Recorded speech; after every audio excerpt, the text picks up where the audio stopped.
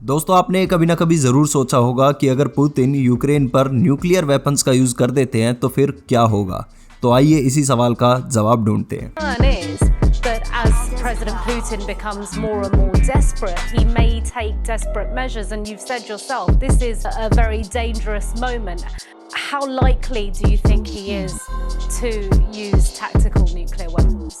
Well, it's more likely than it was, say, even a few weeks ago, but Let me just say, Russia would be making an incredibly serious mistake if we're to use a tactical nuclear weapon.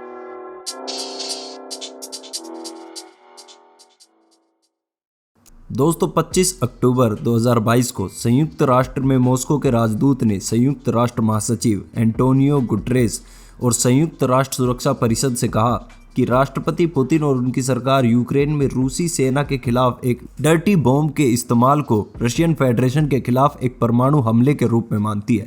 और अगर Russian federation ऐसा मानती है कि Ukraine ने Russian troops के ऊपर nuclear weapons का इस्तेमाल किया है, तो वो रिटेलिएट करने के लिए न्यूक्लियर वॉरहेड्स का इस्तेमाल कर सकते हैं। और अगर आपको नहीं पता कि एक डर्टी बॉम्ब क्या होता है, एक डर्टी बॉम्ब डायनामाइट और अदर एक्सप्लोजिव्स का एक मिक्सचर ऐसा होता है जिससे रेडियो एक्टिव पाउडर और पैलेट्स निकलते हैं, जिससे जहाँ पर भी वो फटता है तो अपने सराउंडिंग एरिया में रेडियो एक्टिव मटेरियल छोड़ देता है।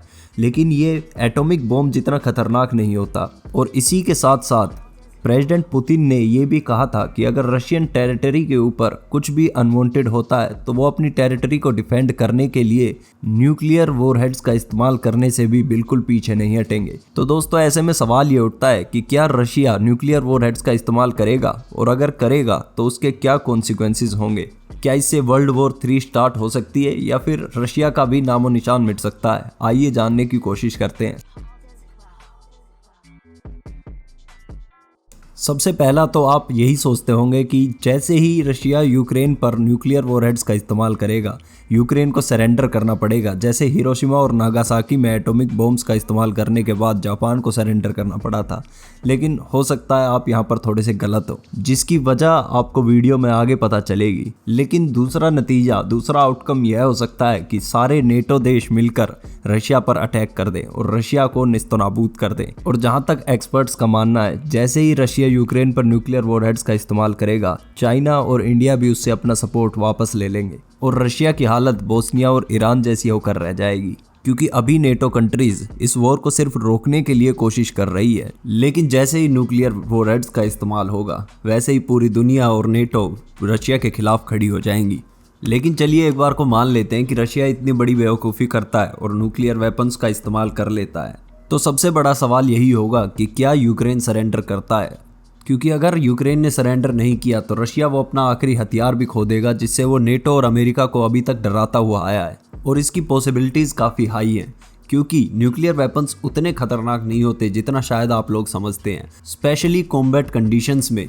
And if Russia uses nuclear warheads, Russia would all but invite the West to implement a no-fly zone and allow Ukraine access to virtually anything in their inventory. और Putin के लिए जितने खराब हालात अभी हैं, उससे और ज़्यादा खराब हालात बन जाएंगे और पुतिन की जी हजूरी करने वाले लोग भी उसके खिलाफ खड़े हो जाएंगे। पूरी दुनिया की तो बात ही अलग है। तो इन सब का कंक्लूजन सिर्फ यही निकलता है दोस्तों कि रशिया और पुतिन इतनी बड़ी गलती कभी नहीं करेंगे। तो ये न्यूक्लियर वेपन्स के यूज़ का इस्तेमाल सिर्फ एक ब्लफ के अलावा मुझे और कुछ नहीं लगता।